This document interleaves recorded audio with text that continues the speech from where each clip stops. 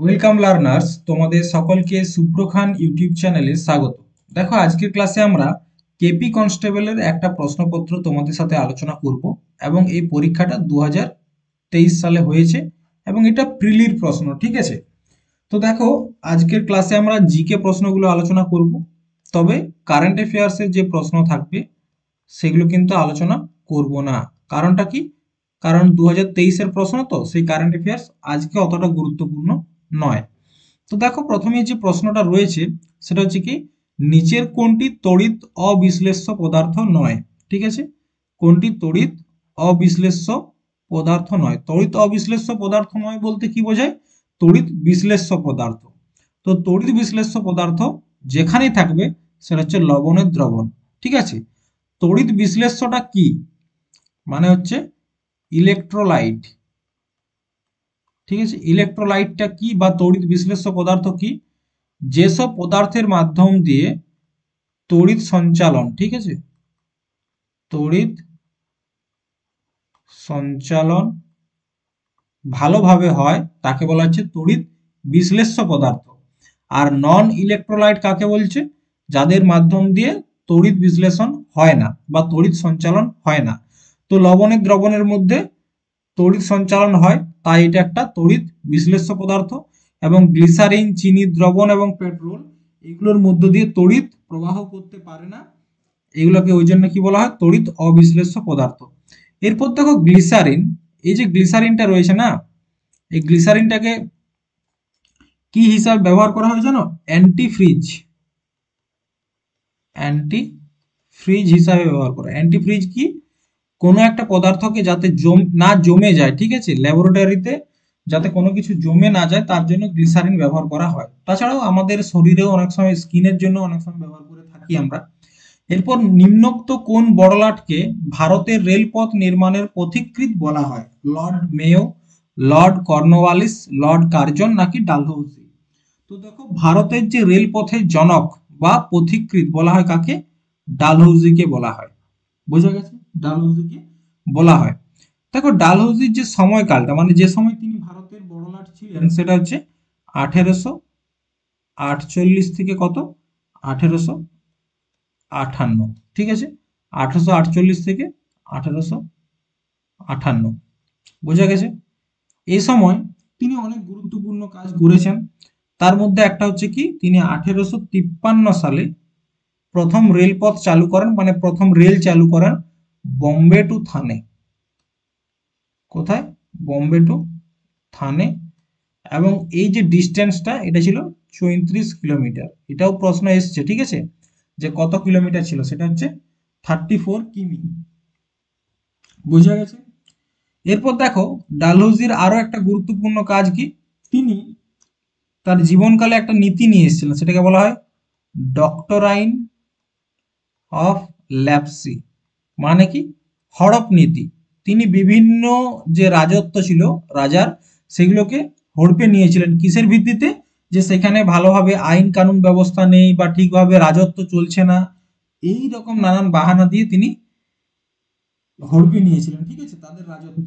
আরেকটা কি ছিল মেন কারণ? তাদের যদি কোনো পুত্র সন্তান না থাকে নিজের, সেক্ষেত্রেও কিন্তু সেটা সরাসরি ইস্ট ইন্ডিয়া কোম্পানির কাছে চলে যাচ্ছিল রাজত্বটা।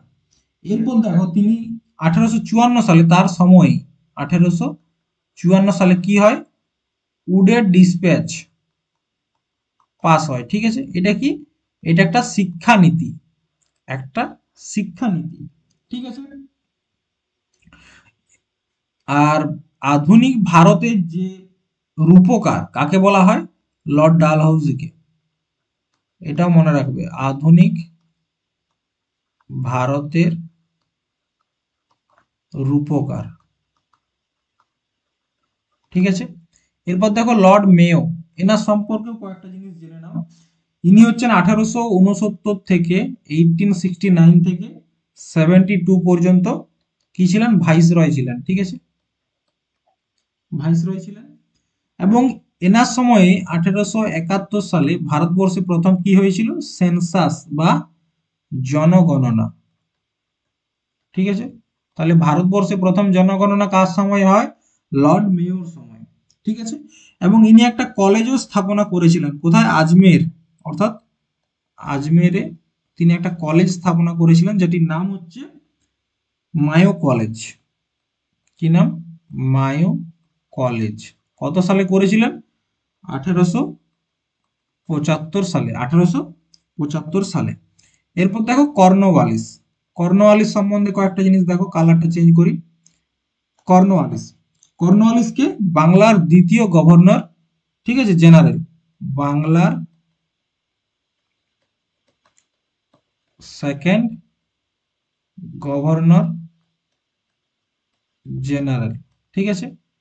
এবং ইনি বাংলাতে কি ব্যবস্থা চালু করেছিলেন? চিরস্থায়ী বন্দোবস্ত। 1793 সালে কি করেছিলেন? চিরস্থায়ী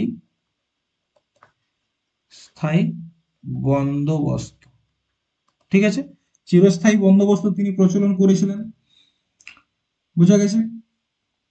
আর লর্ড কর্নওয়ালিস হচ্ছেন এমন একজন ব্যক্তি, এই সাইডে লিখছি, ঠিক আছে।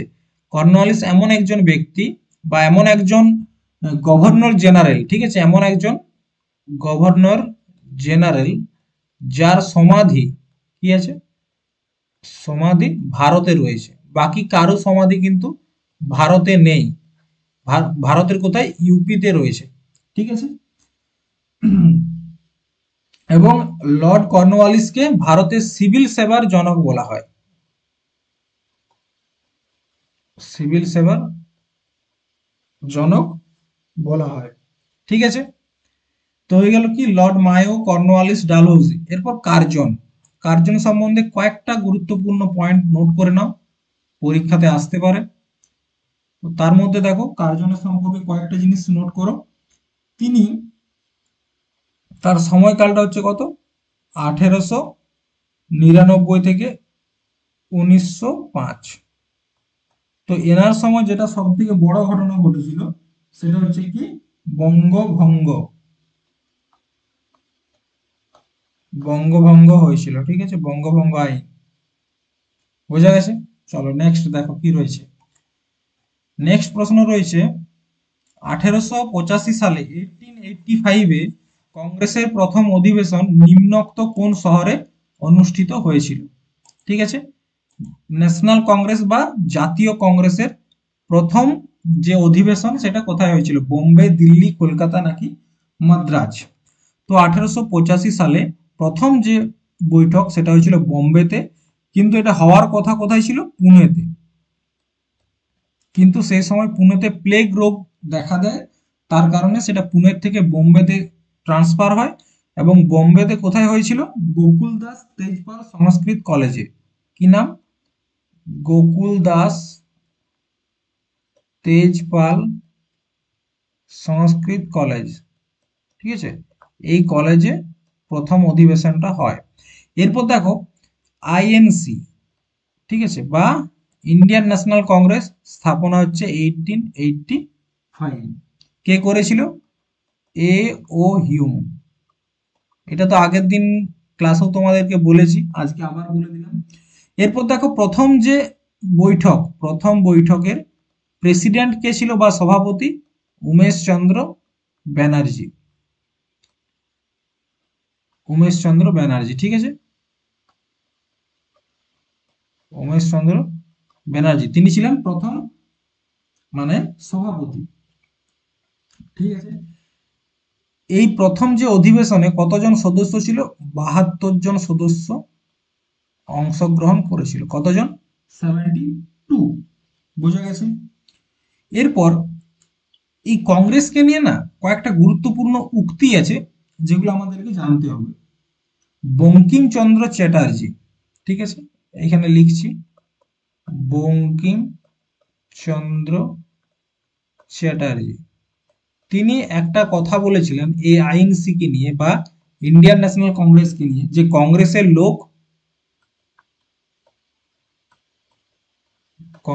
লোক পদের ক্ষুধার্ত।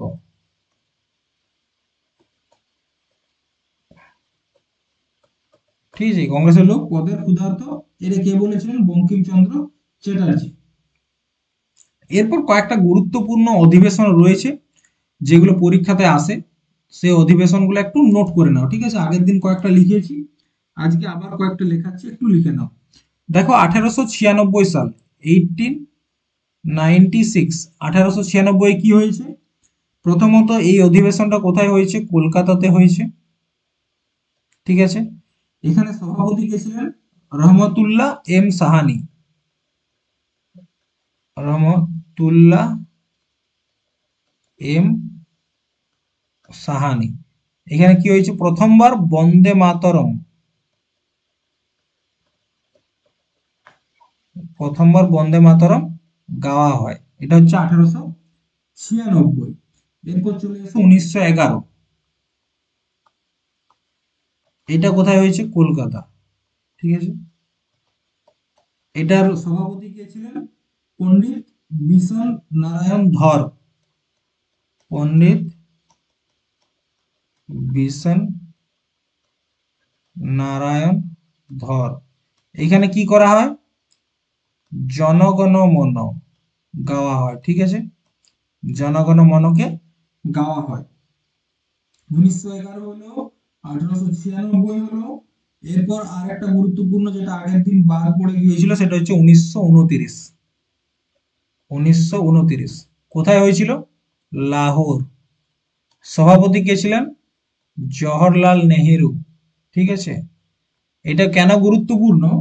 কারণ 1929-এর যে এই যে অধিবেশনটা, এখানেই প্রথমবার পূর্ণ স্বরাজ,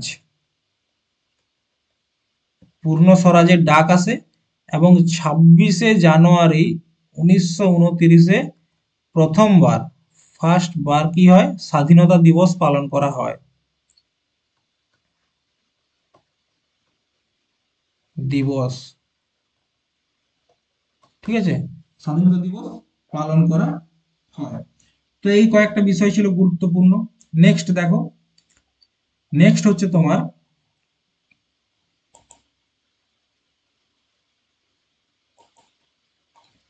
নেক্সট, হ্যাঁ, শিখদের পঞ্চকর কে ধারণা বা নির্দেশন কে করেন, ঠিক আছে? বলছে শিখদের পঞ্চক কার ধারণ, পঞ্চককার ধারণ করার নির্দেশ কে দেন, ঠিক আছে? পঞ্চককার ধারণ করার নির্দেশ কে দেন? গুরু গোবিন্দ সিং, গুরু হরগোবিন্দ সিং, নাকি গুরু রঞ্জিত সিং, নাকি গুরু তেগ বাহাদুর? তো মনে রাখবে, পঞ্চক এটা ধারণ করার নির্দেশ দিয়েছিলেন গুরু গোবিন্দ সিং, এবং গুরু গোবিন্দ সিংকে শিখদের দশম গুরু এবং অন্তিম গুরু। প্রথমত দেখো, শিখদের যে 10 জন গুরু আছে, তাদের নামটা একটু নোট করো। প্রথমে হচ্ছে গুরু নানক, গুরু নানক দেব। সেকেন্ড হচ্ছে কে? সেকেন্ড হচ্ছে গুরু অঙ্গদ দেব,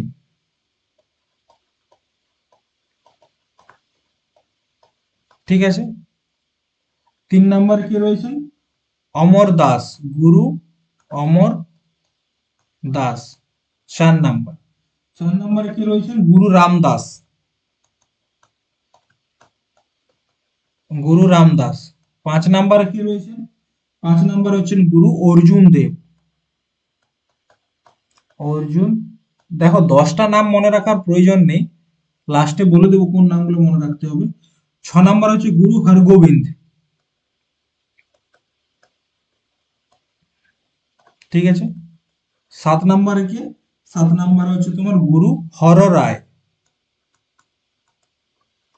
8 নম্বরে হচ্ছে তোমার গুরু হরকিষান, ঠিক আছে? আর 9 নম্বরে হচ্ছে গুরু তেগ বাহাদুর,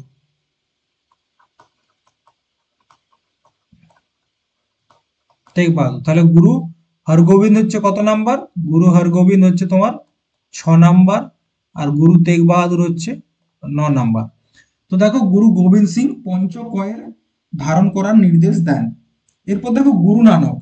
গুরু নানককে, গুরু নানক হচ্ছে শিখদের বা শিখ ধর্মের সংস্থাপককে গুরু নানক, ঠিক আছে? সংস্থাপক। এই গুরু নানক দেবের জন্ম কবে হয়? জন্ম হয়েছে 1469 সালে। কোথায় জন্ম হয়েছে? পাকিস্তানের একটা জায়গাতে, তার নাম হচ্ছে তোমার তলওয়ান্ডি, তলওয়ান্ডি। কোন দিকে চলে গেল, 1 মিনিট। হ্যাঁ, তলওয়ান্ডি, তলওয়ান্ডিতে তিনি জন্মগ্রহণ করেন এবং পরবর্তী ক্ষেত্রে তার মৃত্যু হয় কবে? মৃত্যুটা হয় 1539 সালে। কোথায়? এটাও পাকিস্তানের করতারপুর, করতারপুর। ঠিক আছে, এখানে তিনি দেহত্যাগ করেন। এই গুরু নানক দেব তিনি এই প্রথম লঙ্গর প্রথা, শিখদের জানো যে লঙ্গর প্রথা, সেটা প্রচলন করেন। এরপর হচ্ছে কে গুরুত্বপূর্ণ? গুরুত্বপূর্ণ হচ্ছে গুরু অঙ্গদ দেব। গুরু অঙ্গদ দেব কি করেছেন? গুরুমুখী লিপির, ঠিক আছে, গুরুমুখী লিপির প্রচলন করেন, গুরুমুখী লিপির প্রচলন করেন। এরপর চলে আসো গুরু রামদাস। গুরু রামদাস, এই গুরু রামদাসকে আকবর কি করেছিলেন? জমি দিয়েছিলেন। ঠিক আছে, আকবর জমি দিয়েছিলেন এবং তিনি একটা শহর স্থাপনা করেছিলেন যেটার নাম রেখেছিলেন কি?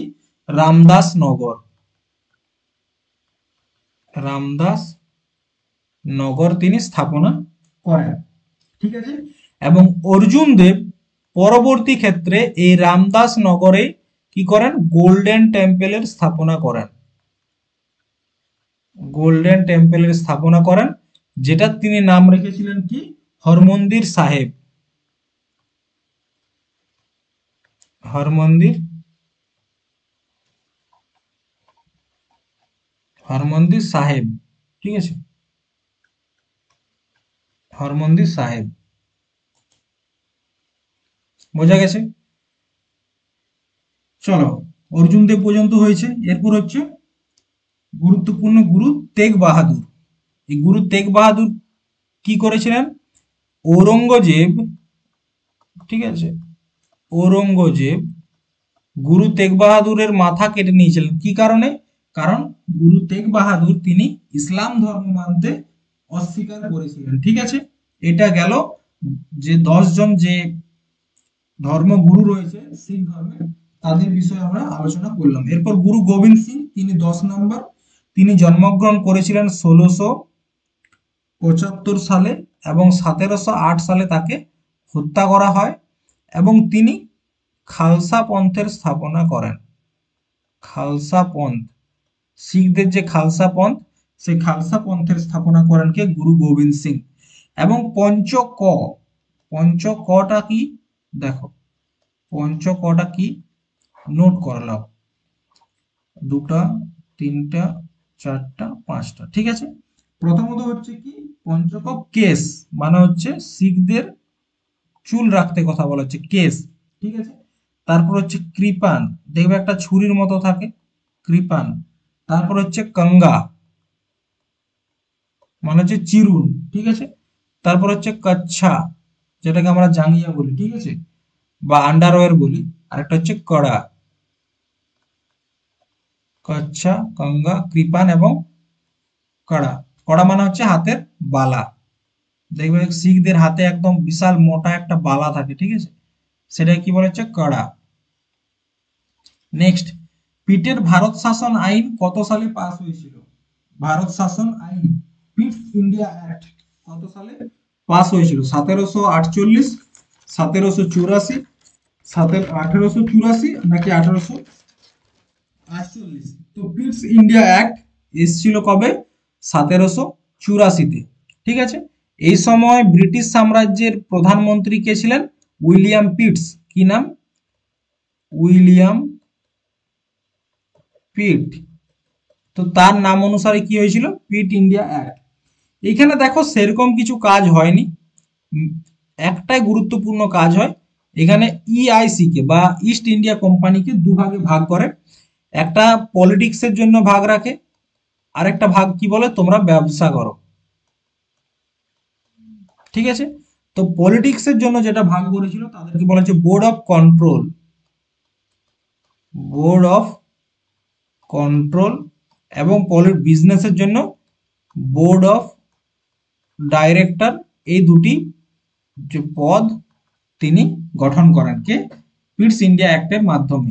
নেক্সট, এসআই পদ্ধতিতে তাপমাত্রার একক কি? ডিগ্রি, ফারেনহাইট, সেলসিয়াস নাকি কেলভিন? এসআই পদ্ধতিতে তাপমাত্রার একক হচ্ছে কি? কেলভিন। ঠিক আছে, নেক্সট নেক্সট দেখো কি রয়েছে। হ্যাঁ, ঝুলন্ত উপত্যকা নিম্নলিখিত কিসের দ্বারা সৃষ্ট ভূমিরূপের উদাহরণ? ঝুলন্ত উপত্যকা, ঠিক আছে। হিমবাহ, নদী, আগ্নেয়গিরি নাকি সমুদ্র? ঝুলন্ত উপত্যকা এটা সৃষ্টি হয় হিমবাহের ক্ষয়কার্যের মাধ্যমে। ঠিক আছে বস, হিমবাহের ক্ষয়কার্যের মাধ্যমে এটা গঠন হয়। ভারতের একটা ঝুলন্ত উপত্যকার এক্সাম্পল যদি বলা হয়, সেটা হচ্ছে কি? সেটা হচ্ছে হার কি দুন। হার কি দুন, এটা হচ্ছে তোমার ঝুলন্ত উপত্যকার উদাহরণ। কোথায় অবস্থিত? উত্তরাখণ্ড। এরপর দেখো, নদী নদী আমাদের কি করে? অনেকগুলো ভূমিরূপ সৃষ্টি করে। তার মধ্যে একটা হচ্ছে কি? V shape valley.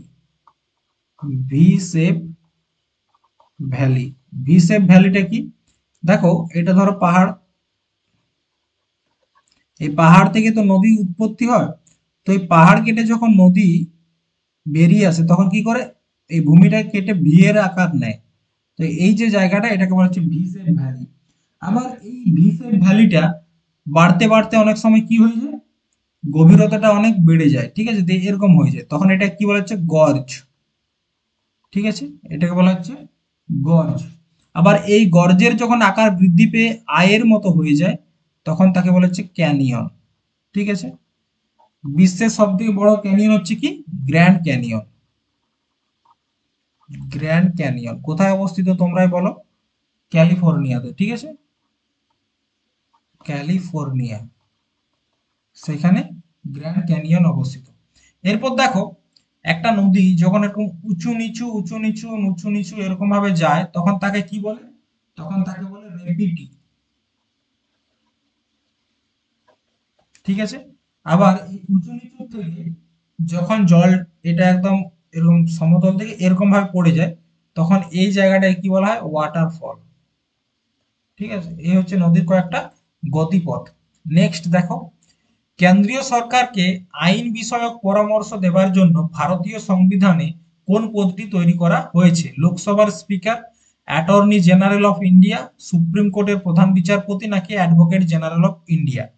প্রথমত দেখো, কেন্দ্র সরকারকে আইনি সহায়তা বা পরামর্শ দেওয়ার জন্য যে পদটা তৈরি করা হয়েছে, সেটা হচ্ছে অ্যাটর্নি জেনারেল। আমাদের সংবিধানের আর্টিকেল নাম্বার 76-এ এনাকে নিয়ে আলোচনা করা হয়েছে। এনার নিয়োগ কে করেন? নিয়োগ করেন প্রেসিডেন্ট। ঠিক আছে, এবং প্রেসিডেন্ট যতদিন চান, সেই ব্যক্তি ভারতের প্রথম বিধি আয়োগ হিসাবে থাকতে পারে। এরপর দেখো, লোকসভার স্পিকার, আর্টিকেল নাম্বার 93। লোকসভার speaker K?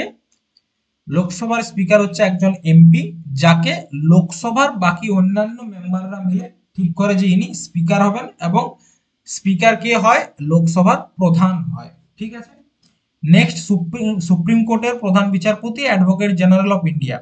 Advocate general of India article number হচ্ছে তোমার 165। ইনি হচ্ছেন একটা রাজ্যের, ঠিক আছে, রাজ্যের মানে আইনি বিষয়ে পরামর্শ দেওয়ার জন্য এই পদটা তৈরি করা হয়। সুপ্রিম কোর্টের বিচারপতি কত নম্বর আর্টিকেলে রয়েছে? Article number 124। কারণটা কি দেখো, 124। ঠিক আছে, দেখো সুপ্রিম কোর্ট ভারতবর্ষের সব থেকে বড় কোর্ট, সুপ্রিম কোর্ট। এই সুপ্রিম কোর্টকে নিয়ে আলোচনা আমাদের সংবিধানের আর্টিকেল নাম্বার 124 থেকে 147 এর মধ্যে করা থাকে। এবং আর্টিকেল 124-এ কি বলা হয়েছে? যে আমাদের সুপ্রিম কোর্টে টোটাল 34 জন জাজ থাকবে, তার মধ্যে 33 জন জাজ এবং একজন কে থাকবেন? Chief justice of India. তাহলে চিফ জাস্টিস অফ ইন্ডিয়া নিয়ে আলোচনা আর্টিকেল 124। এরপর আমাদের সুপ্রিম কোর্ট থেকে কয়েকটা গুরুত্বপূর্ণ আর্টিকেল মনে রাখা উচিত, কারণ কি পরীক্ষাতে এগুলো এসেছে।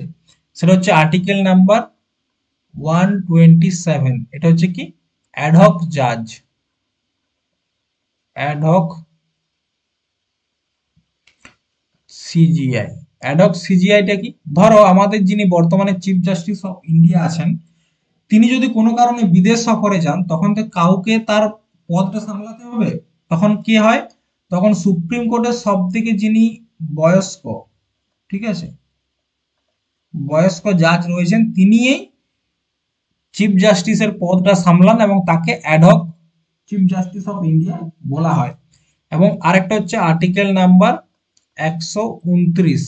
এটা হচ্ছে কি, supreme court is a court of record. তার মানে কি, সুপ্রিম কোর্টের এক একটা জাজমেন্ট এক একটা আইনের সমান। এরপর তোমাদের কাছে একটা প্রশ্ন হচ্ছে, ভারতে বর্তমানের চিফ জাস্টিস অফ ইন্ডিয়া কে রয়েছেন? ঠিক আছে, চিফ জাস্টিস অফ ইন্ডিয়া কে রয়েছেন তোমরা কমেন্ট করে জানাবে। ঠিক আছে, নেক্সট নেক্সট দেখো কি রয়েছে। হ্যাঁ, বিজ্ঞান থেকে একটা গুরুত্বপূর্ণ প্রশ্ন, নিচের কোনটি একটি এককোষী প্রাণী নয়? প্রশ্ন ভালো করে পড়বে, এখানে অনেকে ভুল করে দেয়। এই পর্যন্ত পড়বে, তারপরে করে দেবে কি, নিচের কোনটি এককোষী প্রাণী, অ্যামিবা করে দিয়ে চলে আসবে। ঠিক আছে, তো দেখো প্রশ্নটাতে বলা হয়েছে এককোষী প্রাণী নয়, ফিতাকৃমি, নীলাভ সবুজ শৈবাল, ব্যাকটেরিয়া নাকি অ্যামিবা। তো মনে রাখবে ফিতাকৃমি বা টেপ ওয়ার্ম হচ্ছে কি, এটি এককোষী প্রাণী নয়। ঠিক আছে, এককোষী প্রাণী নয়। এককোষী প্রাণী যদি বলা হয় কয়েকটা এক্সাম্পল, যেমন নীলাভ সবুজ শৈবাল আছে, ব্যাকটেরিয়া আছে, অ্যামিবা রয়েছে। ঠিক সেরকম ভাবে আর কে কে রয়েছে?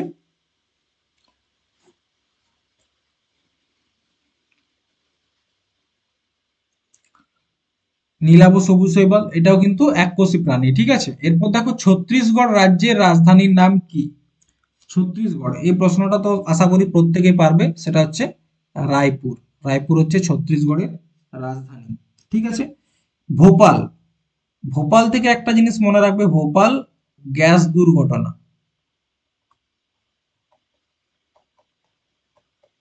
ঠিক আছে, ভোপাল গ্যাস দুর্ঘটনা কবে হয়েছিল? 1984 সালে, 1984। এই ডেটটা শুধু মনে রাখবে। ঠিক আছে, আর কিছু মনে রাখার প্রয়োজন নেই। নেক্সট নেক্সট হ্যাঁ, স্প্রিং তুলার মাধ্যমে বস্তুর কি পরিমাপ করা হয়? স্প্রিং তুলা, তুলা যন্ত্র। ঠিক আছে, স্প্রিং তুলার মাধ্যমে কি পরিমাপ করা হয়? অভিকর্ষজ ত্বরণ, ভার, ভর নাকি বল? স্প্রিং তুলে আমরা ওয়েট মাপি বা ভার মাপি। ঠিক আছে, স্প্রিং তুলার মাধ্যমে। নেক্সট, নিম্নলিখিত কোন সম্রাট বাংলার আকবর নামে পরিচিত? বরকত শাহ, হুসেন শাহ, ইলিয়াস শাহ নাকি হুমায়ুন শাহ? তো মনে রাখবে বাংলার আকবর নামে পরিচিত হচ্ছে হুসেন শাহ। কে? হুসেন শাহ। ঠিক আছে, 1493 সালে তিনি বাংলায়, আমাদের বাংলাতে কি করেছিলেন? হুসেন শাহী বংশের স্থাপনা করেছিলেন। ঠিক আছে, এবং এনার রাজত্বকালেই আমাদের পশ্চিমবঙ্গে একজন গুরুত্বপূর্ণ ব্যক্তি জন্মগ্রহণ করেছিলেন, তার নাম হচ্ছে চৈতন্য মহাপ্রভু। ঠিক আছে, দেখবে একটা প্রশ্ন আসে যে চৈতন্য মহাপ্রভু কার সময়কালের? সেখানে অপশন থাকবে হুসেন শাহ। তো মনে রাখবেন হুসেন শাহের সময়কালীন হচ্ছে কে? চৈতন্য মহাপ্রভু। ঠিক আছে, এই হুসেন শাহের পুত্রকে, পুত্রের নাম হচ্ছে তোমার নসরত শাহ। ঠিক আছে, নসরত শাহ। বাবর তার আত্মজীবনীতে বাংলার 5জন মুসলিম শাসকের নিয়ে অনেক ভালো ভালো কথা বলেছেন, তার মধ্যে একজন হচ্ছে কে? নসরত শাহ। বোঝা গেছে? বাংলাতে এই যে ইলিয়াস শাহ, ঠিক আছে, ইলিয়াস শাহ, ইনি কি করেছিলেন? ইলিয়াসি বংশ স্থাপনা করেন। এবং এনার সময়কালে, ঠিক আছে, কৃত্তিবাসের রচনা, কৃত্তিবাসের রামায়ণ রচনা করা হয়, রচনা করা হয়, এমনটাই কিছু কিছু ঐতিহাসিক বলে গেছেন। ঠিক আছে, আমার কথা নয়। নেক্সট, নীলগিরির উচ্চতম শৃঙ্গের নাম কি? নীলগিরি পর্বত। প্রথমত নীলগিরি পর্বত কোনখানে অবস্থিত সেটা দেখো। এটা হচ্ছে আমাদের দক্ষিণ ভারত, এটা হচ্ছে আমাদের দক্ষিণ ভারত। ঠিক আছে, এই দক্ষিণ ভারতের লাগোয়া একটা পর্বতমালা আছে যেটা একদম উপর থেকে নিচ পর্যন্ত বিস্তৃত। এটাকে বলা হচ্ছে কি, এটাকে বলা হচ্ছে পশ্চিমঘাট পর্বতমালা। কি বলা হয়? পশ্চিমঘাট পর্বতমালা। এবং এটার আরো একটা নাম আছে, সেটা হচ্ছে সহ্যাদ্রি। ঠিক আছে, আর একটা এদিকে রয়েছে কি, পূর্বঘাট পর্বতমালা। ঠিক আছে, এই দুটো দেখো একটা জায়গায় মিশেছে, এই যে মিশেছে এই জায়গাটাতেই নীলগিরি পাহাড় অবস্থিত। নীলগিরি পাহাড় অবস্থিত, এবং নীলগিরি পাহাড়ের সর্বোচ্চ শৃঙ্গ কোনটা? সেটা হচ্ছে দোদাবেতা। ঠিক আছে, নীলগিরির সর্বোচ্চ শৃঙ্গ হচ্ছে দোদাবেতা, এবং এটার উচ্চতা হচ্ছে 2637 মিটার, প্রায় 2.5 কিলোমিটার মতো। ঠিক আছে, এই নীলগিরি পাহাড়ে এক ধরনের ট্রাইব থাকে, মানে উপজাতি। কি থাকে? ট্রাইব বা উপজাতি, সেটার নাম কি? টোডা উপজাতি। এই উপজাতির মধ্যে একটা জিনিস, বিশেষ জিনিস দেখতে পাওয়া যায়, সেটা হচ্ছে কি, টোডা উপজাতির মানুষেরা বহুপতি বিবাহ দেখতে পাওয়া যায়। কি দেখতে পাওয়া যায়? বহুপতি বিবাহ। এটা একটা প্রশ্ন এসছে যে বহুপতি বিবাহ কোথায় দেখতে পাওয়া যায়, মানে একজন নারীর একের অধিক যে স্বামী, সেটা টোডা উপজাতিতে দেখতে পাওয়া যায়। ঠিক আছে, এরপর দেখো পরেশনাথ। পরেশনাথ, ঠিক আছে, পরেশনাথ কোথায় অবস্থিত? এটা ঝাড়খণ্ডে অবস্থিত। এবং মনে রাখবে, জৈনদের যে 23 নাম্বার তীর্থঙ্কর, ঠিক আছে, তীর্থঙ্কর, তার নাম কি? তার নাম হচ্ছে পারশনাথ। এবং তিনি এখানেই কি করেছিলেন? মুক্তি লাভ করেছিলেন, ওই জন্য এই জায়গাটার নাম হচ্ছে পরেশনাথ। এবং এখানে একটা বিশাল সুন্দর জৈন মন্দির রয়েছে। ঠিক আছে, এরপর কয়েকটা পাহাড় এবং তাদের সর্বোচ্চ শৃঙ্গ তোমরা একটু নোট করে নাও। ঠিক আছে, এটা হচ্ছে পশ্চিমঘাট পর্বতমালা। প্রথমেই পশ্চিমঘাট, এটা হচ্ছে কি, আনাইমুদি। আসে তো, তা একটু নোট করে নিও। পূর্বঘাট, পূর্বঘাটের কি, পূর্বঘাট হচ্ছে জিন্দাগাদা। ঠিক আছে, সতপুরা, সতপুরা হচ্ছে কি, ধূপগড়। আরেকটা তোমরা নোট করো, আরাবল্লী, সেটা হচ্ছে গুরু শিখর।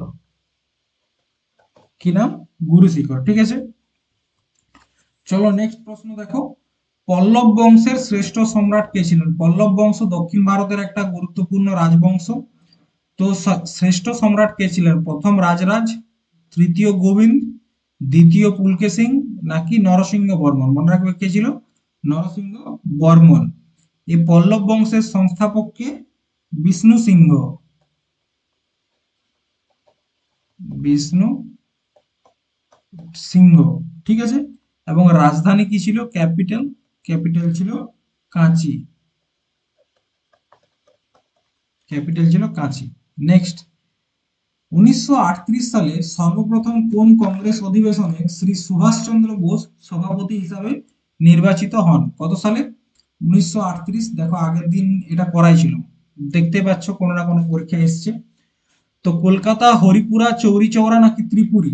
তো 1938 সালে তিনি হরিপুরা অধিবেশনে সভাপতি হিসাবে নির্বাচিত হন, এবং পরবর্তী সালে 1939 সালে তিনি ত্রিপুরী অধিবেশনে আবার ইলেক্টেড হন।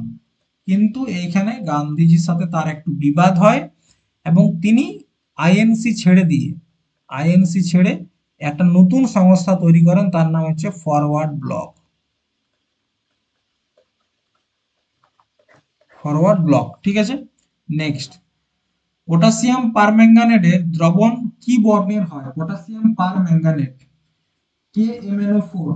ঠিক আছে, পটাশিয়াম পারম্যাঙ্গানেট হচ্ছে কি, KMnO4, KMnO4, পটাশিয়াম পারম্যাঙ্গানেট। হলুদ, কমলা, লাল, বেগুনি কিরকম হয়? বেগুনি রঙের হয়। কি কাজে ব্যবহার করা হয়? বিভিন্ন ধরনের ক্ষত পরিষ্কার করতে ব্যবহার করা হয়। ঠিক আছে, ক্ষত পরিষ্কার, অনেক সময় জীবাণুনাশক হিসাবেও ব্যবহার করা হয়, স্কিন ডিজিজেও ব্যবহার করা হয়। ঠিক আছে, পটাশিয়াম পারম্যাঙ্গানেট।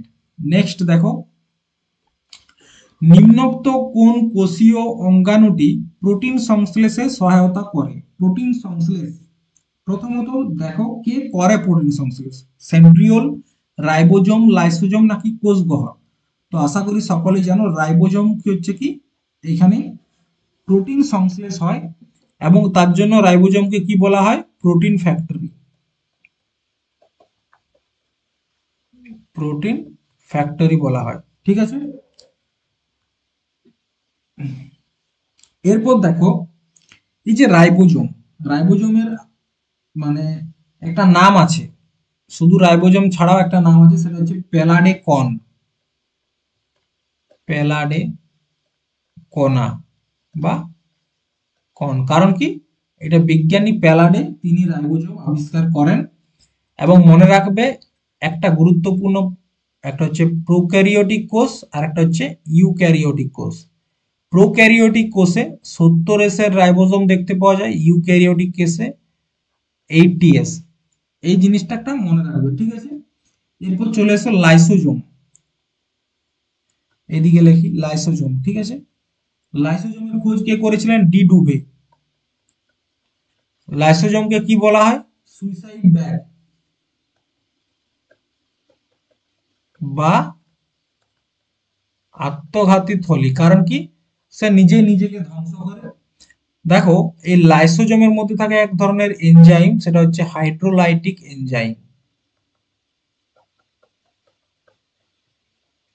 Hydrolytic enzyme. ঠিক আছে, এই হাইড্রোলাইটিক এনজাইমের মাধ্যমে কি করে, ধরো একটা কোষ, একটা কোষের মধ্যে কি থাকবে?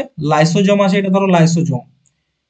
এই কোষে কোনো রকম কোনো একটা জায়গায় ক্ষত দেখা গেল, তখন এর কাজ হচ্ছে কি ওই ক্ষতটাকে পাচন করে নেওয়া। অনেক সময় কি হয়, এটাকে পাচন করতে না পেরে নিজের মধ্যে যে হাইড্রোলাইটিক এনজাইম থাকে সেটাকে তিনি বাইরে বার করে দেয়, এবং তার মাধ্যমে পুরো কোষটাই নষ্ট হয়ে যায় তার জন্য, এবং তার সে নিজেও নষ্ট হয়ে যায়। ওই জন্য তাকে বলা হয় সুইসাইডাল ব্যাগ বা atom bomb of sell.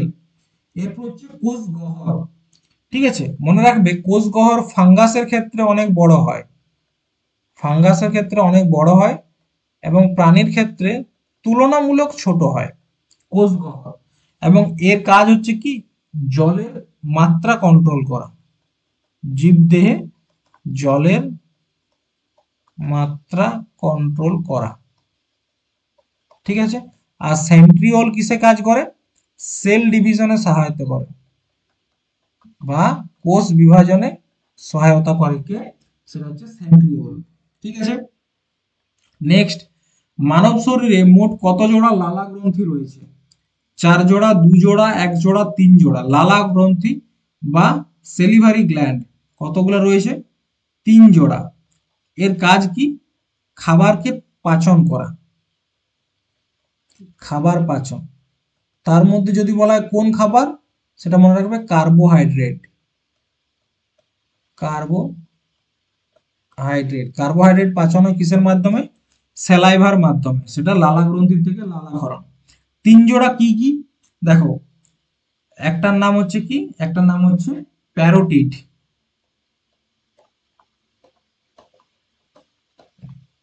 Parotid. একটার নাম হচ্ছে তোমার সাব ম্যান্ডিবুলার, ম্যান্ডিবুলার। আর আরেকটার নাম হচ্ছে তোমার সাবলিঙ্গুয়াল।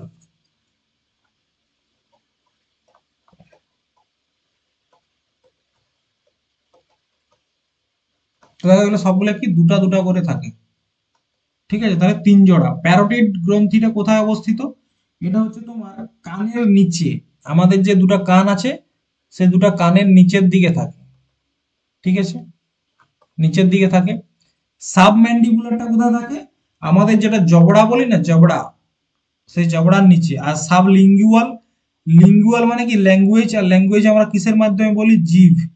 তো মনে রাখবে জিভের নিচে কোনটা থাকে? সাবলিঙ্গুয়াল। ঠিক আছে।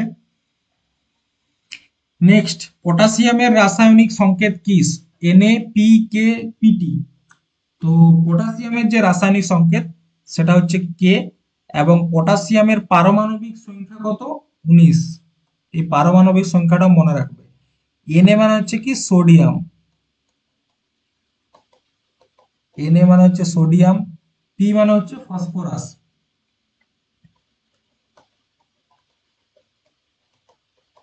ঠিক আছে। আর Pt মানে হচ্ছে তোমার প্ল্যাটিনাম। ঠিক আছে। সোডিয়ামের অ্যাটমিক নাম্বার কত? 11। তারপর হচ্ছে ফসফরাসের হচ্ছে 15, আর প্ল্যাটিনামের হচ্ছে 78। এছাড়াও আরো কয়েকটা যেমন এলিমেন্ট রয়েছে। একটা হচ্ছে তোমার সিলিকন, যেগুলো পরীক্ষায় আসে, এসআই, অ্যাটমিক নাম্বার 14। তারপর হচ্ছে chlorine, chlorine Cl, atomic number 17। Aluminium, aluminium atomic number কত? 13, চিহ্ন Al। ঠিক আছে। আরেকটা হচ্ছে কার্বন, চিহ্ন হচ্ছে সি, অ্যাটমিক নাম্বার হচ্ছে তোমার 6। আর একটা হচ্ছে অক্সিজেন, চিহ্ন হচ্ছে ও, অ্যাটমিক নাম্বার হচ্ছে 8। এই কয়েকটা জিনিস মনে রাখবে, তাহলেই চলবে। ঠিক আছে। নেক্সট, গ্রানাইট কোন ধরনের শিলার উদাহরণ? ভূগর্ভস্থ শিলা, আগ্নেয় শিলা, পাললিক শিলা, নাকি রূপান্তরিত শিলা? প্রথমত উত্তরটা দেখে নাও। গ্রানাইট হচ্ছে কি? একটা আগ্নেয় শিলা। ঠিক আছে। এরপর উৎপত্তি অনুসারে, উৎপত্তি অনুসারে, ঠিক আছে, এই নিচের দিকে লিখছি।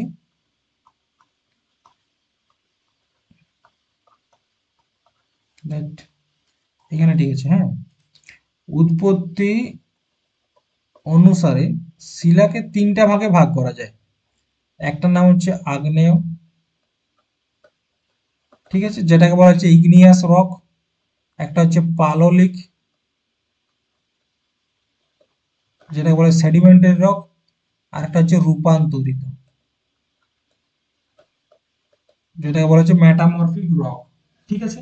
আগ্নেয় শিলার উদাহরণ গ্রানাইট, ব্যাসাল্ট। গ্রানাইট আছে, ব্যাসাল্ট আছে। ঠিক আছে। ঠিক সেরকম ভাবে পাললিক শিলার উদাহরণ কি কি রয়েছে? বেলে পাথর, চুনা পাথর, বেলে পাথর, চুনা পাথর। ঠিক আছে। এরপর দেখো রূপান্তরিত শিলা।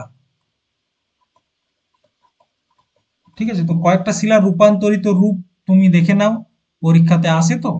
একটা হচ্ছে তোমার যেমন গ্রানাইট, এটা রূপান্তরিত হয় কি শিলায়? তার নাম হচ্ছে নিস। গ্রানাইটটা হয় নিস। এরপর রয়েছে বেসাল্ট, বেসাল্ট। ঠিক আছে। এটা কি হয়? অ্যামফিবোলাইট। কিসে পরিণত হয়? অ্যামফিবোলাইট। ঠিক আছে। তাহলে গ্রানাইট হলো, বেসাল্ট হলো। এরপর হচ্ছে তোমার বেলে পাথর।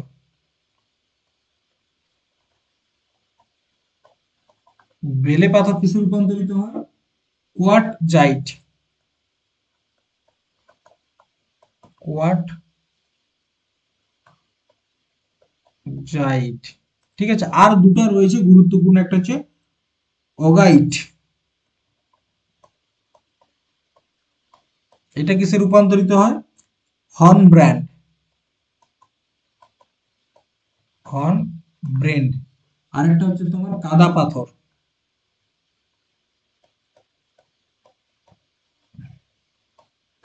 এটা কিসে রূপান্তরিত হয়? কাদা পাথরটা স্লেটে রূপান্তরিত হয়। ঠিক আছে। চলো নেক্সট দেখো। মোহাম্মদ বিন তুগলক তার রাজধানী দিল্লি থেকে কোথায় স্থানান্তরিত করেছিল? তাঞ্জোর, পাটলিপুত্র, দেবগিরি, নাকি কৌনজ? কোথায় পরিবর্তন করেছিল? দেবগিরিতে। দেবগিরিতে কি নাম ছিল আগে? দৌলতাবাদ। ঠিক আছে, তিনি এখানে রূপান্তরিত করেছিলেন। এই মোহাম্মদ বিন তুঘলকের আমলেই মরক্কো থেকে তার সভায় একজন এসেছিল, তার নাম হচ্ছে ইবন বতুতা। ইবন বতুতা এসেছিল মরক্কো থেকে, ঠিক আছে। এবং তার লেখা বইটির নাম কি? কিতাব উল রহেলা। কিতাব উল রহেলা, ঠিক আছে। নেক্সট প্রশ্ন দেখো কি রয়েছে। ন্যাশনাল স্টক এক্সচেঞ্জ কোথায় অবস্থিত? National Stock Exchange Chennai, New Delhi, Kolkata, Mumbai. National Stock exchange কোথায় আছে তোমার? এটা আছে মুম্বাইতে। মুম্বাইতে রয়েছে, ঠিক আছে। এটার স্থাপনা হয় কবে? স্থাপনা হয়েছে 1992-তে। এটা গঠনের পিছনে একটা সমিতির হাত রয়েছে, যে সমিতির সিফারিশে এটা গঠন হয়েছিল। তার নাম হচ্ছে ফেরবানি সমিতি। ফেরবানি সমিতি, ঠিক আছে। এটার হেডকোয়ার্টার মুম্বাইতে অবস্থিত। এবং ন্যাশনাল যে স্টক এক্সচেঞ্জ রয়েছে তার ইন্ডেক্সটার নাম কি? নিফটি। কি নাম? নিফটি। ঠিক সেরকম ভাবে আরো একটা স্টক এক্সচেঞ্জ রয়েছে, সেটা হচ্ছে Bombay stock exchange. Bombay stock exchange. তো এইখানে একটা গুরুত্বপূর্ণ বিষয় যেটা মনে রাখবে তোমরা, সেটা হচ্ছে বম্বে স্টক এক্সচেঞ্জ ভারত তথা এশিয়ার সব থেকে পুরাতন স্টক এক্সচেঞ্জ, ঠিক আছে। এশিয়ার সবচেয়ে পুরাতন। কত সালে স্থাপিত হয়? 1875, ঠিক আছে। এবং এটা যে ইন্ডেক্সটা জারি করে, এটারও হেডকোয়ার্টার মুম্বাইতে অবস্থিত। ইন্ডেক্সটার নাম হচ্ছে সেন্সেক্স। কি নাম? সেন্সেক্স, ঠিক আছে। বাংলার উপন্যাস কালবেলা রচয়িতা কে? সুচিত্রা ভট্টাচার্য, সমরেশ বসু, শ্যামল গঙ্গোপাধ্যায়, নাকি সমরেশ মজুমদার? তো কালবেলা হচ্ছে সমরেশ মজুমদারের লেখা। কালবেলা, ঠিক আছে। সমরেশ মজুমদারের আরো দু একটা বই রয়েছে, যেমন কেউ কেউ একা। এই বইটা অনেক গুরুত্বপূর্ণ, ঠিক আছে। কেউ কেউ একা। আর একটা হচ্ছে কি, দিন যায় রাত যায়। দিন যায় রাত যায়, তবুও তো চাকরি হয় না। এইটা হচ্ছে কি, একটা বেকার মানুষের মনের কথা। দিন যায় রাত যায়, চাকরি তবু হয় না। এরপর দেখো সমরেশ বসু। সমরেশ বসুর ছদ্মনাম কি? কালকুট। কি নাম? কালকুট। এনার লেখা একটা বইয়ের নাম হচ্ছে প্রজাপতি, ঠিক আছে। আর একটা হচ্ছে কি, রাজধানী এক্সপ্রেস রহস্য। রাজধানী এক্সপ্রেস রহস্য। এরপর দেখো ইম্পেরিয়াল ব্যাংক অফ ইন্ডিয়ার বর্তমান নাম কি? Reserve bank of India, United bank of India, central bank of India, নাকি স্টেট ব্যাংক অফ ইন্ডিয়া? তো এইটার উত্তরটা জানতে গেলে তোমাদেরকে তিনটে ব্যাংকের কথা প্রথমত জানতে হবে। একটা হচ্ছে 1806 সালে স্থাপনা হয়, একটা 1840 সালে স্থাপনা হয়, আর একটা হচ্ছে 1843। 1806 সালে হয় Bank of Bengal. Bank of Bengal, ঠিক আছে। 1840-এ কোনটা হয়েছে? Bank of Bombay. Bank of Bombay. আর 1843 ব্যাংক অফ মাদ্রাজ। এই তিনটা ব্যাংক একসাথে মিলে যায়, ঠিক আছে। কত সালে? সালটা হচ্ছে তোমার 1921 সাল। এই তিনটা ব্যাংক একসাথে মিশে যায় 1921 সালে। 1921 সালের 27শে জানুয়ারি এই তিনটা মিশে যায়, কি নাম হয়? Imperial bank of India. Imperial bank of India, এবং এই ব্যাংকটা 1934 পর্যন্ত ভারতের সেন্ট্রাল ব্যাংকের মতো কাজ করেছে। ঠিক আছে, সেন্ট্রাল ব্যাংকের মতো কাজ করেছে। এবং পরবর্তী ক্ষেত্রে এটা 1921 সালে কি নাম হলো, ইম্পেরিয়াল ব্যাংক অফ ইন্ডিয়া। এবং 1955 সালে, কবে, 1 জুলাই, এটার নাম পরিবর্তন করে কি করা হয়, এসবিআই। ঠিক আছে, স্টেট ব্যাংক অফ ইন্ডিয়া। এরপর এখানে একটা গুরুত্বপূর্ণ ব্যাংক, সেটা হচ্ছে কি রিজার্ভ ব্যাংক অফ ইন্ডিয়া। দেখো রিজার্ভ ব্যাংক অফ ইন্ডিয়াকে তোমরা যখন স্ট্যাটিক জিকে ক্লাস করবে না, তো সেখানে দেখবে করানো হবে। এখানে আরবিআই সম্বন্ধে কয়েকটা বেসিক ধারণা তোমাদেরকে দিয়ে দিই। যেমন আরবিআই, আরবিআই এর যে স্থাপনা দিবস সেটা হচ্ছে তোমার 1 এপ্রিল 1935। ঠিক আছে, এটার হেডকোয়ার্টার প্রথমে কোথায় ছিল, কলকাতাতে। তারপর কলকাতা থেকে দিল্লি নিয়ে যাওয়া হয়, সরি বোম্বে নেওয়া, মুম্বাইতে। ঠিক আছে, আরেকটা যেটা জানতে হবে যে আরবিআই এর গঠন কোন সমিতির সিফারিশে হয়েছিল, ইয়াং হিল্টন আয়োগ। এই আয়োগটার যে পরামর্শ, সেই পরামর্শে কিন্তু রিজার্ভ ব্যাংক অফ ইন্ডিয়ার স্থাপনা হয়। নেক্সট, কত সালে মহাত্মা গান্ধী ডান্ডি অভিযান শুরু করেন, 1935, 1926, 1920 নাকি 1930? কত সালে করেছিল, 1930। অনেকবার করিয়েছি প্রশ্নটা। চলো নেক্সট প্রশ্নের দিকে যাই।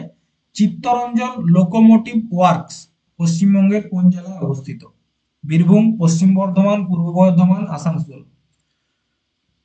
মনে রাখবে উত্তরটা হচ্ছে পশ্চিম বর্ধমান। ঠিক আছে, কবে, পশ্চিম বর্ধমান।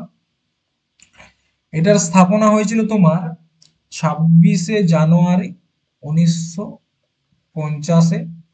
এবং এখানে কি করা হয়, ইলেকট্রিক যে লোকোমোটিভ সেগুলো তৈরি করা হয়। ইলেকট্রিক লোকোমোটিভ, ইলেকট্রিক লোকোমোটিভটা কি, সেটা হচ্ছে ইলেকট্রিক যে রেল ইঞ্জিন সেগুলো তৈরি করা হয়। নেক্সট, এটা হচ্ছে তোমার, এটা এটা আলোচনা করছি না, কারণ কি, এটা তোমার কারেন্ট অ্যাফেয়ার্স এর প্রশ্ন। এরপর দেখো, সংহিতা, আরণ্যক, মহাভারত ও উপনিষদের মধ্যে কোনটি বেদের অংশ নয়? ঠিক আছে, উপনিষদ, আরণ্যক, সংহিতা নাকি মহাভারত? তো এখানে দেখো উত্তরটা তো সকলে জানো, মহাভারত বেদের অংশ নয়।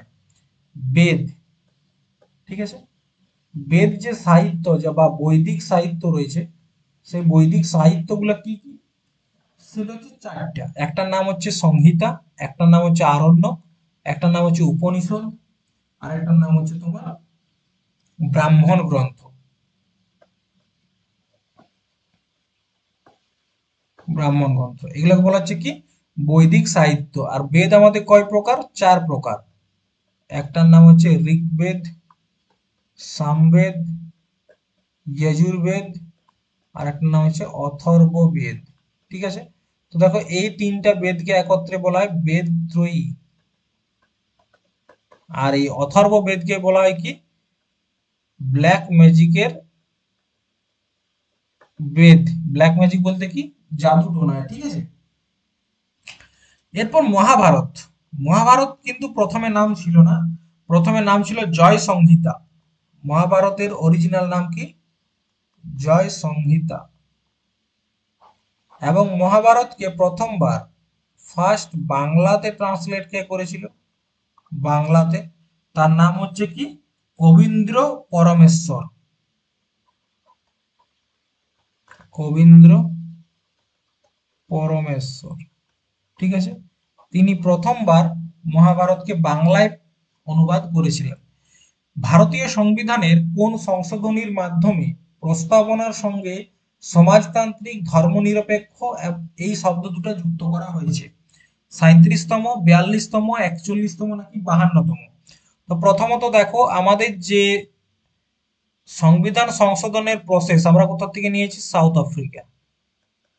Article number 368। ঠিক আছে, তো সমাজতন্ত্র এবং ধর্মনিরপেক্ষ এই দুটো যোগ করা হয়েছিল তোমার 42তম যে সংবিধান সংশোধন 1976, ঠিক আছে, এখানে। এবং এই সংবিধান সংশোধনটা কি বলা হয়? মিনি কনস্টিটিউশন, মিনি কনস্টিটিউশন বলা হয়। কারণ কি, এই সংবিধান সংশোধনের মাধ্যমে আমাদের সংবিধানে টোটাল 9টি নতুন আর্টিকেল যুক্ত হয়েছিল, ঠিক আছে, যুক্ত হয়েছিল। বোঝা গেছে? এরপর দেখো, আমাদের যে প্রস্তাবনা সংবিধানে, সেখানে এখনো পর্যন্ত একবার সংবিধান সংশোধন হয়েছে এবং সেটা 42তম, এবং সেখানে 3টে শব্দ যুক্ত করা হয়েছিল, একটা সমাজতান্ত্রিক, একটা ধর্মনিরপেক্ষতা, আর একটা হচ্ছে ইন্টিগ্রিটি বা অখণ্ডতা, ঠিক আছে। এরপর আমরা আমাদের যে প্রিএম্বেল বা কি বলবো ওটাকে তোমার আহ, প্রস্তাবনা, সেই প্রস্তাবনা থেকে কয়েকটা গুরুত্বপূর্ণ প্রশ্ন আমরা আলোচনা করব, ঠিক আছে।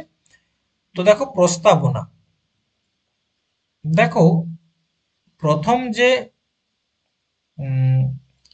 কনস্টিটিউশনাল অ্যাসেম্বলি হয়েছিল, সেখানে 13ই ডিসেম্বর 1946, 1946 এই দিনে পণ্ডিত জওহরলাল নেহেরু একটা উদ্দেশ্য প্রস্তাব নিয়ে আসে, ঠিক আছে, উদ্দেশ্য প্রস্তাব নিয়ে আসে। এবং পরবর্তী ক্ষেত্রে 22শে জানুয়ারি, 22শে জানুয়ারি 1947, ঠিক পরের বছর এই উদ্দেশ্য প্রস্তাব পাস হয় এবং নাম হয় কি? নাম হয় প্রস্তাবনা, ঠিক আছে, ঠিক আছে। এই হলো ব্যাপার। এবং প্রস্তাবনার যে ভাষাটা রয়েছে না, যে মানে ভাষাটা তো তোমার ইংরেজি বাংলাতে রয়েছে, কিন্তু প্রস্তাবনা লেখার যে ভাষাটা, যে ধরনটা, এটা আমরা কোথা থেকে নিয়েছি? অস্ট্রেলিয়ার সংবিধান থেকে। এটা একটু নোট করবে, এটা অনেক গুরুত্বপূর্ণ একটা পয়েন্ট।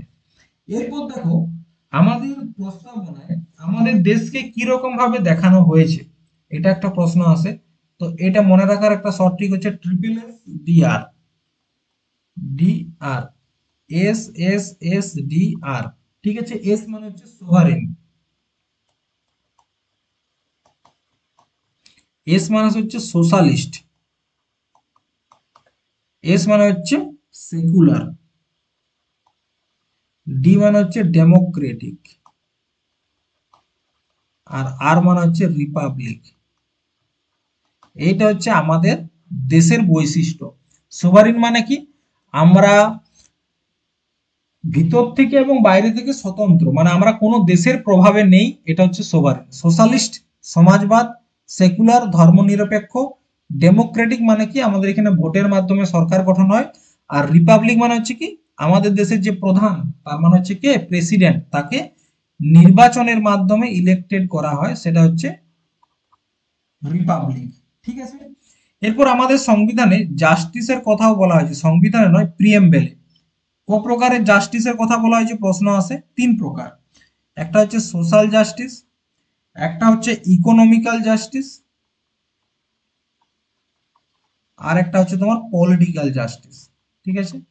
জাস্টিসের কথা গেল। এরপর হচ্ছে ইকুয়ালিটি। আমাদের যে প্রস্তাবনা, সেখানে 2 ধরনের ইকুয়ালিটির কথা বলা হয়েছে, একটা হচ্ছে স্টেটাস, আর একটা হচ্ছে অপরচুনিটি, ঠিক আছে। এই গেল ইকুয়ালিটি। আচ্ছা, আরেকটা প্রশ্ন এসেছিল, এসএসসি সিজিএল এ এসেছিল, ঠিক আছে, এসএসসি সিজিএল এ, যে আমাদের প্রস্তাবনাতে ভারত শব্দের ব্যবহার কতবার হয়েছে। তো মনে রাখবে, ভারত শব্দের ব্যবহার 2বার করা হয়েছে, ঠিক আছে। নেক্সট দেখো, প্রশ্ন কি রয়েছে, গয়টার রোগটি কিসের কারণে হয়? গয়টার রোগটা কিসের কারণে হয়? ওবেসিটি, হাইপোথাইরয়েডিজম, নাকি হাইপার থাইরয়েডিজম, নাকি ডায়াবেটিস মেলিটাস? তো অ্যান্সার হচ্ছে সি এরটা, হাইপার থাইরয়েডিজম। তার মানে কি? থাইরয়েডের অত্যাধিক বৃদ্ধি। এরপর ডায়াবেটিস মেলিটাস কি? দেখো, ডায়াবেটিস 2 প্রকার হয়, ডায়াবেটিস 2 প্রকার। একটা হচ্ছে কি ডায়াবেটিস মেলিটাস, আর একটা হচ্ছে ইনসিপিডাস,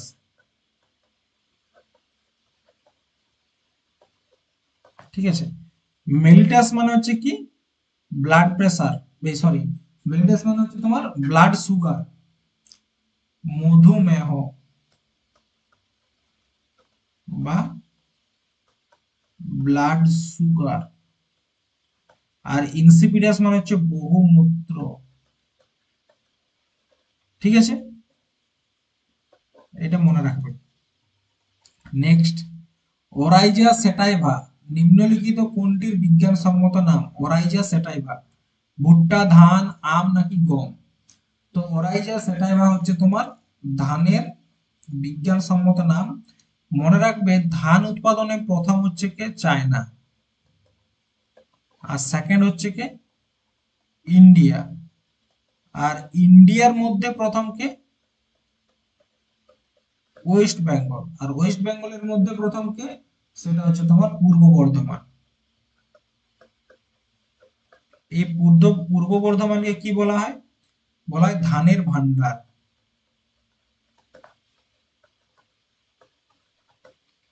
বোঝা গেছে? আচ্ছা, গমের রাসায়নিক নাম কি? বিজ্ঞানসম্মত নাম কি? গমের বিজ্ঞানসম্মত নাম হচ্ছে ট্রিটিকাম অ্যাস্টিভাম। ট্রিটিকাম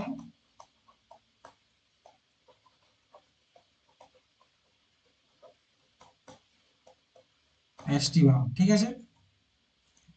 নেক্সট, প্রমাণ চাপ ও উষ্ণতায় 1 গ্রাম অণু কোনো গ্যাসের আয়তন কত? এটা অনেকবার বলেছি, 22.4 লিটার। ঠিক আছে, 22.4 লিটার। এরপর দেখো, বলছে কি হেমাটাইট কোন খনিজ পদার্থের একটি ধরনের নাম বা আকরিকের নাম? আকরিক লোহা, তামা, কয়লা নাকি বক্সাইট? হেমাটাইট হচ্ছে তোমার আকরিক লোহার। আকরিক লোহার 4 ধরনের মানে কি হয়, কি বলবো, ধরন হয়। একটা হচ্ছে কি, একটা হচ্ছে তোমার হেমাটাইট। ঠিক আছে, আরেকটা হচ্ছে কি ম্যাগনেটাইট। ম্যাগনেটাইট। আরেকটা কি সিডারাইট। আরেকটা হচ্ছে তোমার লিমোনাইট।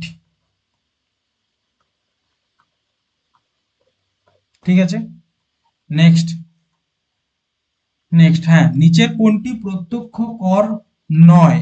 প্রত্যক্ষ কর মানে ডাইরেক্ট ট্যাক্স নয়। GST, corporation tax, income tax, property tax. তো ডিরেক্ট ট্যাক্স কোনটা? মানে যার উপর লাগু হয় সে দেয়, এটা হচ্ছে ডাইরেক্ট ট্যাক্স। আর জিএসটি হচ্ছে কি একটা ইনডাইরেক্ট ট্যাক্স। কেন ইনডাইরেক্ট ট্যাক্স? ধরো তুমি একটা সবজি কিনছো বা একটা মশলা কিনছো, তো ট্যাক্সটা লাগছে মশলা কোম্পানির উপর, কিন্তু ওই ট্যাক্সের টাকাটা কে দিচ্ছে? মানে গ্রাহক দিচ্ছে। তাহলে এটা হচ্ছে কি, এটা হচ্ছে তোমার একটা ইনডাইরেক্ট ট্যাক্স। জিএসটির ফুল ফর্মটা কি? Goods and service tax. তোমরা যখন অনলাইনে কোনো ব্যাচ কিনো, দেখবে সেখানে জিএসটি দেওয়া হয়, থাকে 18%। ঠিক আছে, তো ওই জিএসটিটা লাগছে কোচিং কোম্পানিটার উপর, কিন্তু টাকাটা দিচ্ছে কি স্টুডেন্ট। এটাই বলা হচ্ছে ইনডাইরেক্ট ট্যাক্স। আর জিএসটি লাগু হয় প্রথম আমাদের সংবিধানে কত নাম্বার সংবিধান সংশোধনের মাধ্যমে? 101তম সংবিধান সংশোধন 2017। এবং কত তারিখে লাগু হয়েছিল? 1 জুলাই 2017। বিশ্বে প্রথম জিএসটি চালু হয় কোথায়? ফ্রান্স। ঠিক আছে, ফ্রান্সে। নেক্সট, নিম্নলিখিতদের মধ্যে কোনটি তরল ধাতুর উদাহরণ? পারদ, লোহা, সোডিয়াম নাকি সোনা? তরল ধাতু পারদ বা মার্কিউরি, থার্মোমিটারে ব্যবহার করা হয়।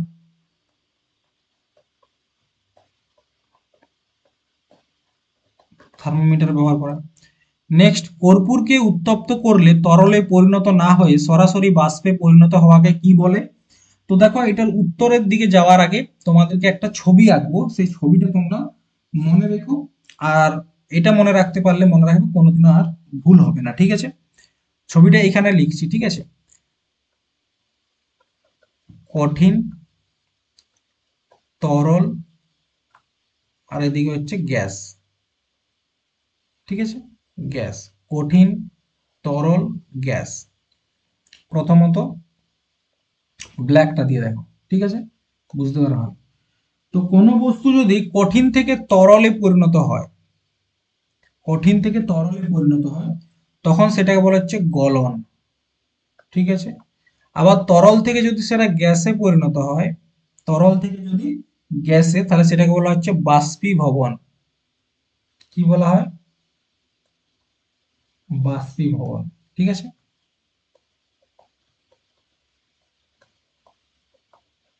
বাষ্পীভবন। আবার গ্যাস থেকে যদি কঠিনে পরিণত হয়, তখন তাকে বলা হচ্ছে নিক্ষেপণ। ঠিক আছে, তখন তাকে বলা হচ্ছে নিক্ষেপণ। ঠিক একই রকম ভাবে দেখো, এবার হচ্ছে এর উল্টাটা।